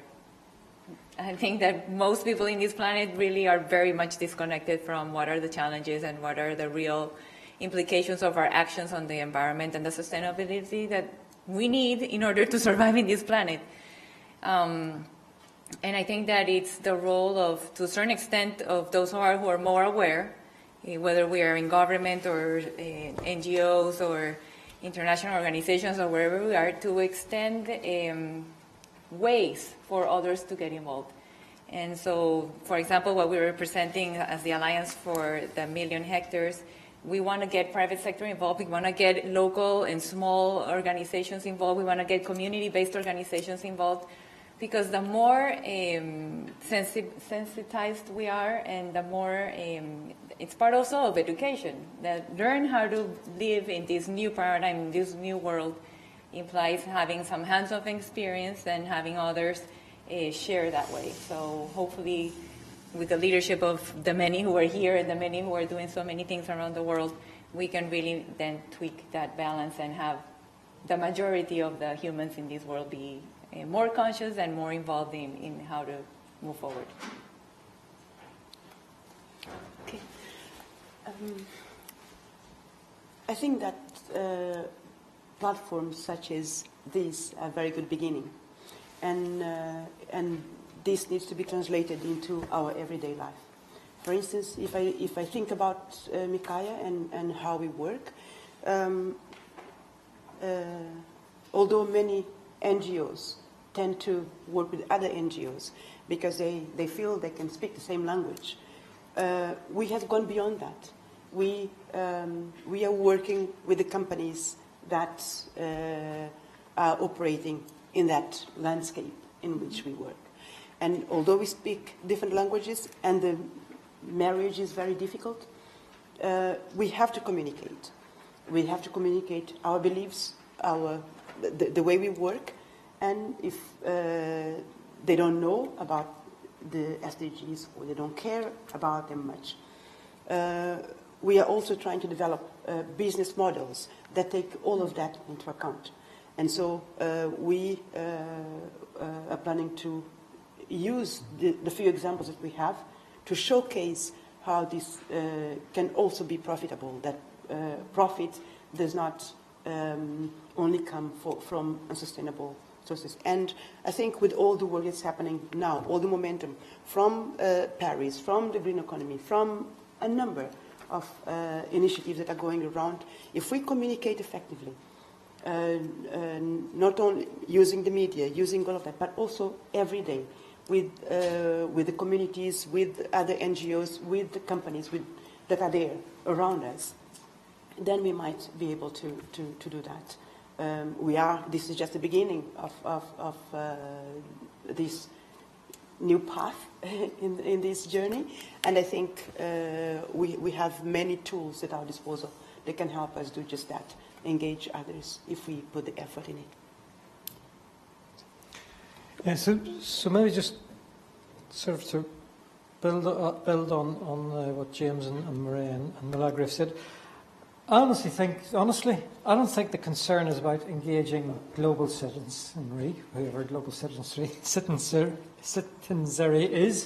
It's local. I mean, it's engagement with local, and I think you've heard some really good examples, particularly from Marie and Milagre, of how we do that. I mean, I think there's clearly a role for leadership of government and local government. And as Marie pointed out, this is not just a tropical country issue. You could see countries, including actually some of the devolved administrations in the UK, the Welsh Assembly has been very proactive in taking on the SDGs and working that through into what that means in their own local context. And honestly, if people don't link to the SDGs as a framework, does that really matter?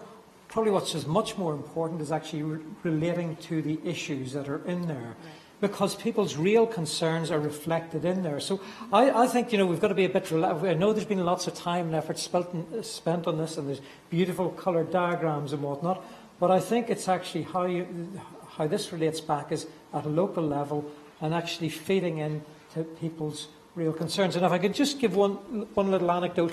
I said we've been spending, I do believe that we are more equipped now to promote integrated approaches in practical ways rather than sort of esoteric metaphors. And we have been. I mean, we've got information technology. We've got actually we can actually quantify. You saw in Maria's map of Panama, she could say there are the places in Panama that need restoration. You couldn't have done that several years ago. So we've got these here, and I think we've got much more knowledge about how you actually mobilise local communities and what it needs to actually invoke good participation and make them feel ownership. So I say I think all that's there. When we were working in Rwanda, looking at where the opportunities for restoration were, we made a real deliberate decision. We didn't mention Bond Challenge, we didn't mention climate change, we didn't mention CBD. We came and said, look, land degradation, paucity of ecosystem services, what are the big issues and how do those relate to your Vision 2020? How does that translate down onto the ground for districts? So I think one of the key things is start where local populations and local communities are. And I wouldn't worry too much about the global side of things. That'll come if you can actually start to build this up from the subnational, jurisdictional side of things. Speaking of engaging people, I'd like to take the next question from the audience. So looks like we have a question to start us off here. Here, you got the mic coming. Thank you for your presentations. I'm Wenman Liu, a researcher at Stockholm Environment Institute. My question is that the remote sensing data shows that in the past 12 years, although there has been a substantial effort on reforestation, but the amount of deforestation is a lot higher than reforestation. It's almost 3 times. So I would love to hear from local, from the ground, from national, from the country, from international society, what are the challenges and what is lacking from the existing mechanisms? Thank you.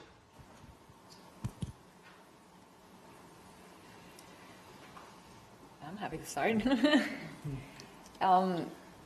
So what are the causes of deforestation? Deforestation doesn't happen on its own.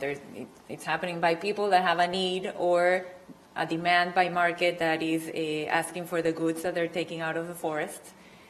It also has to do with the capacity of enforcing laws in the areas that are forested. So looking at the combination of the challenges to halt deforestation, I think it has a lot to do with providing the capacity of a sustainable or a dignified livelihood or an inclusive development for these communities. I think that a lot of at least for Panama, a lot of the deforestation happens, certainly the pressure of urban sprawl the need for more lands for agriculture and using traditional mechanisms that are not sustainable. But it also has to do with communities feeling that they have no other option than to go into getting timber or using other forest products. So we cannot only by reforestation halt deforestation. So we certainly have around the world many good, very aggressive and ambitious goals for reforestation, and that's very good, but we also need to address the pressure on current existing forests. And with that, certainly not only the enforcement, but giving the appropriate incentives for these communities and those who are depending on today on the illegal foresting or the timber to have a more sustainable and beneficial ways of livelihoods. Does that answer? I think the only point I'd like to stress on that, and I fully agree with what he said, is that given that we work, or the example that I gave is of a community that lives in a forest, for instance, in the Shimanimanis, we are not necessarily working on reforestation, but we are working on the diversification of the local economy to ensure that they don't rely solely on shifting cultivation, but they can also do other things that don't rely on land and forest degradation. I would say actually, I don't think there is one single. Again, this is something we can't answer globally. We've got to answer this locally. It varies in different contexts. I think there are some things that we do know generally. And again, I think actually this is a very nice illustration. Think back of that little coloured box of the SDGs. Okay, do you just tackle this through target 15.1 and 15.2, or do you actually look at some of the other issues like inequality, and how do you actually start to deal with the issues there? And again, I think the package will vary from location to location. It would be a risk to say, okay, there's one singular blueprint to this. But I think we also know that forest loss there's not a homogeneous pattern globally. You do see it manifest itself in different ways, and you do actually see some characteristics of that where it's most rampant. And high poverty, greater inequality, a lack of recourse for rural communities. So again, I think part of this is actually starting to looking at how you build up strategies that draw on elements of the SDGs that actually meet and address local needs. I also think the other interesting thing that you raised is that, again, is information technology, and that's how you started off your question. And I don't think we still fully understand what those patterns are, and I would say it's not just deforestation at the minute. I see friend Ken Rasco is here. And Ken's team have been really looking at actually just how, I think it's fair to say, Ken, how underestimated degradation is as well. So there are several issues here that we still need to wrestle with and grasp with. And as Jim said, I think we need better information and we need better metrics as well. So no easy answer, and I don't think no global answer, but we need to start to be able to apply these and understand these in specific contexts.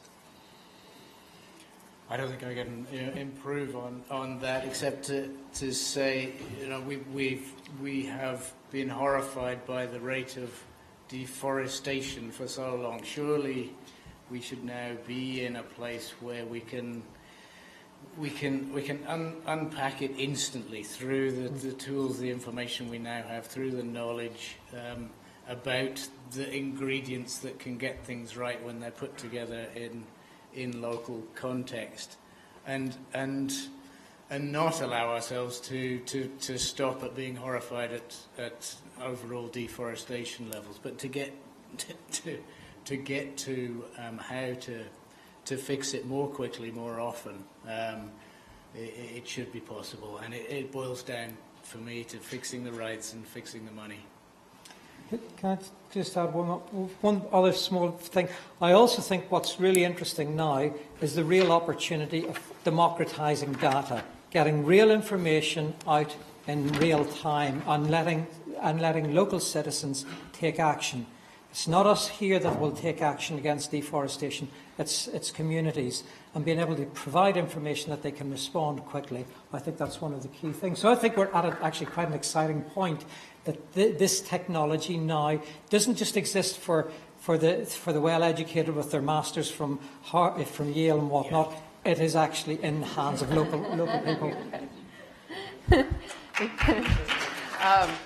I'd like to take another question. Well, I don't know if Ken would like to say a couple of words, and then we'll take another question from the group. Thanks. Hi, I'm Ken Andraska from Windrock International, and I'm an alumnus from here, but I don't recognize this building. In the old days, we just had Sage Hall, so it looks fantastic. Congratulations to all of you. I have a question about the fallacy of integration. I'm really thrilled to hear the two examples from Ray and Milagre about your ability to make things integrated across so many different dimensions at the project scale and at the national scale. But when I travel around the developing countries, I see offices right next to each other that don't talk at all. Yeah. I see offices and people that work on the same topic and refuse to cooperate, and that's in the same ministry. And NGOs that refuse to cooperate with each other. So my question is, are we really smart enough to integrate across 17 dimensions in the way that we see here? Do we really have the tools to do that, the analytic tools to figure that out in the face of market forces that we do not control and barely understand? And do we have the governance tools to figure out how to integrate across so many dimensions? Thanks. No, we don't. Short answer. It is very difficult. It is very difficult to have to work towards the same, towards one vision, or integrating different, even offices within a ministry, or across many different ministries, and let alone along many other stakeholders that involve people outside government. Government tends to think they know it all, which is a big mistake. And then in that sense of knowing it all, there's also a lot of territorialism. So everybody wants to keep their capacity to what do you say? Their subjects, their silos. No, to project themselves. I'm thinking in Spanish and trying to speak in English. That's horrible. Say it in Spanish. I think a good portion of the people here will understand. But anyway, what I'm trying. Well, the thing is that it's very hard. I agree. Integration. You have to have a concerted effort to do it, and you have to be very persistent. And one of the most difficult things, I think, in government, at least, is follow-up. And follow-up among different offices and different ministries, it's a full-time job, just doing that. But I don't see any other way of really achieving integrated and sustainable mechanisms unless you really engage all the stakeholders in a given issue, whether it's development or water or whatever it is. But it's difficult. It is difficult. Would anyone else like to comment on that? Yeah, I think, Ken, I would think it'd be a horrendous world if we lived in some systematically integrated 17 target, and I don't think that's the aim. I think it's actually starting to be able to use. I don't think there is a blueprint for integration, and if we started to do that, I think we'd spend many years without much of a result. I think basically what the opportunities for integration is with the SDGs are come back to national priorities and say, right, how can you actually start to make some connections better? I'd see this as sort of making incremental steps rather than coming up with the grand master plan. I think if we can achieve that, that is a positive way forward. I also think, and I want to come back to this point again and mention a couple of this, it's your business line as well. I think there is real value in the disruptive influence of knowledge and information. I think that also, and I know when we did, as you're familiar with the work we did in Rwanda, when we actually came and we were working obviously with several government departments, but we could actually, at the end, we could say, you're not going to be able to hit this target or this target, which were government-owned targets, unless we actually start to deal with some of these issues of not being able to work together. If we don't move that forward, and a very good example, which many countries face, is where does agroforestry fall? It's not forests, it's not agriculture, it falls. And so, but I think actually being able to sort of document what the scope was, and then start to say, here's the potential it holds, and here's where we fall short if we don't address some of those issues. We definitely started to see some movements forward in Rwanda. And I say that's just one small anecdote, but I do think the more we get information out, the more you get knowledge out, it can actually have a disruptive effect to actually break down some of these old, intractable, internecine, interdepartmental battles. I think when you pose your question, I kind of came out of the SDGs and looked at just work or life in general. And for me, it's not about our ability to actually address them, or it's mostly about how, what's the frame of mind we need to be able to do this. And if I take just a small example of what we are doing today within Mikaya, recognizing that as individuals or as institutions, we tend to fall into our little silos, is that we decided to work on soft skills. We are teaching ourselves, bringing people in to help us to listen to others. Because even within a small institution like Mikaya, sometimes I miss the opportunity of embracing something very valuable that comes from a colleague. That not just because I'm the co-founder and executive director, and I just hired somebody and I should know best. Sometimes it's like the individual that gets in the way.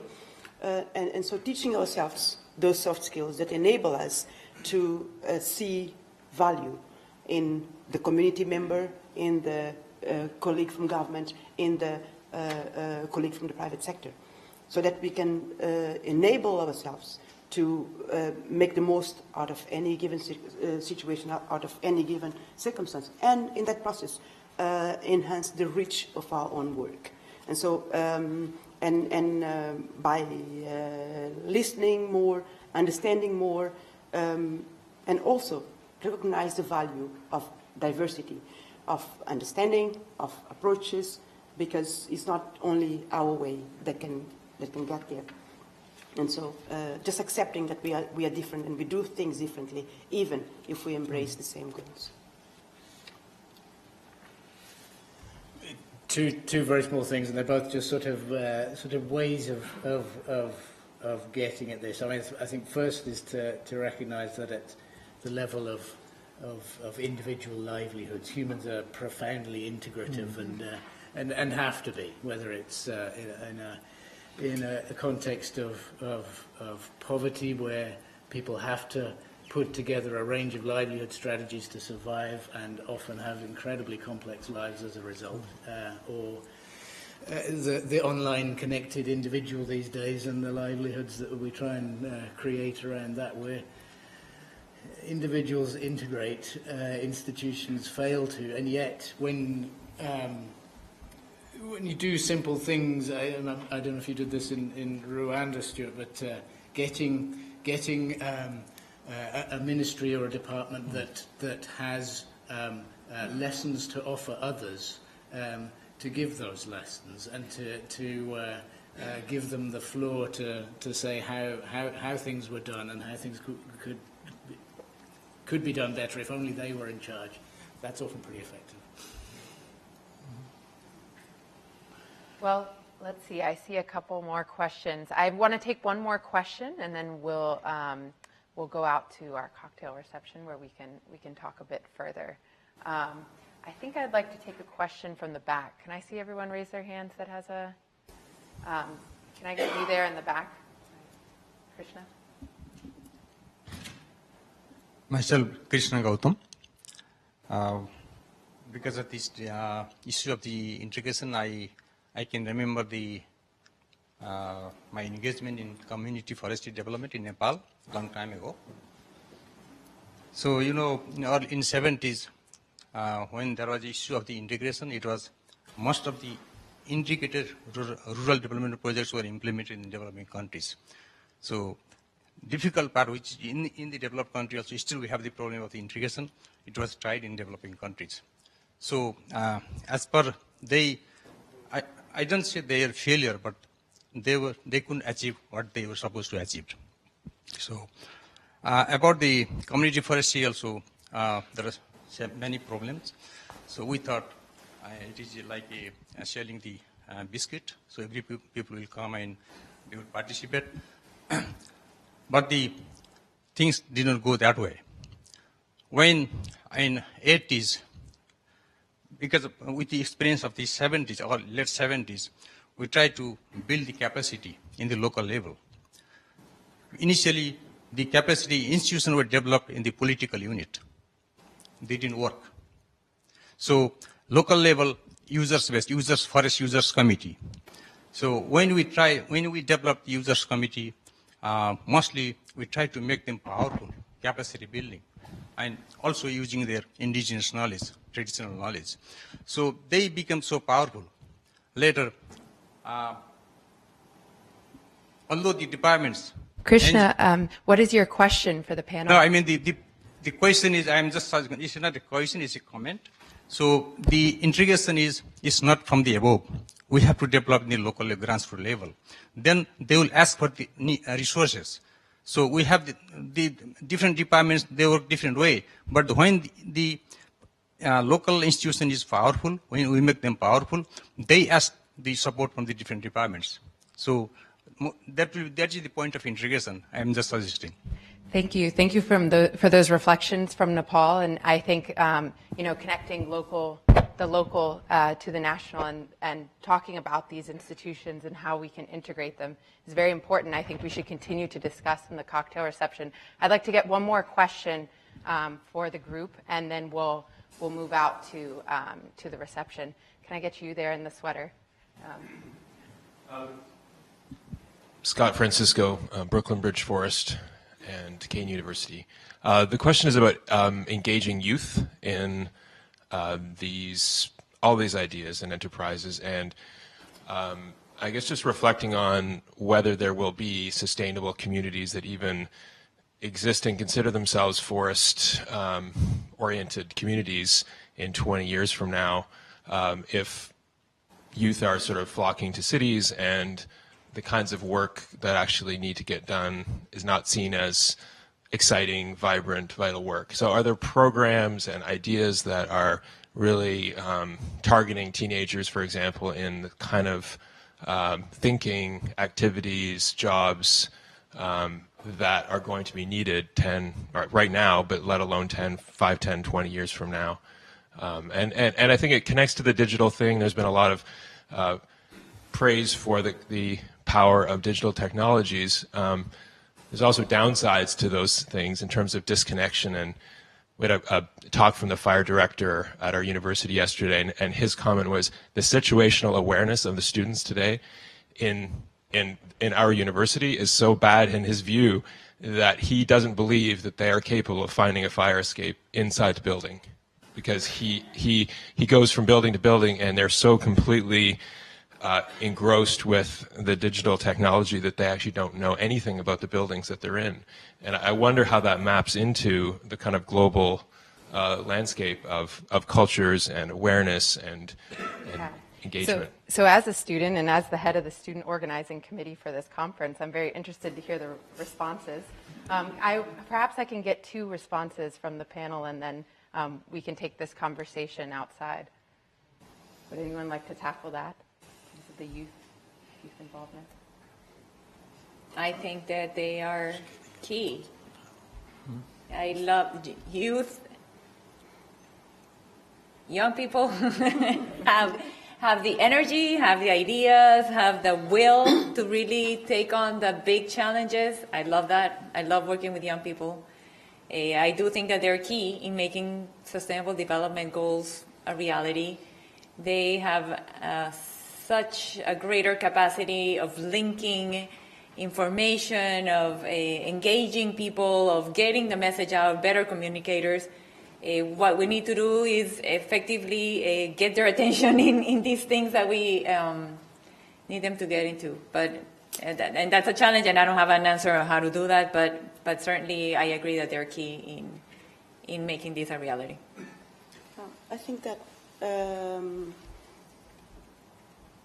in some countries, although most of the policies do mention young people, I don't think there's a single country that doesn't recognize the importance of engaging the youth, particularly in the wake of so many things that have happened around the world.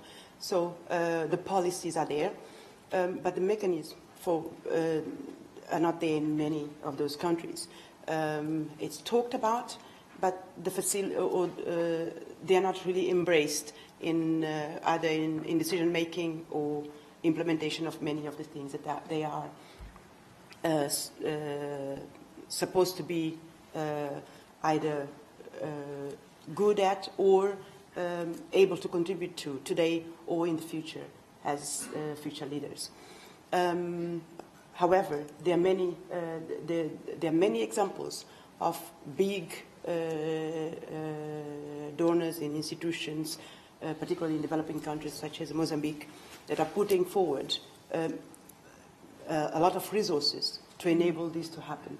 And in Mozambique right now, we are working with a particular program within which, as Mikaya, we are trying to build bridges between young people in rural and in urban areas. We know that there are not many jobs coming up in urban areas. We know that rural-urban migration will continue to happen as long as there are no investments in rural areas to keep them there.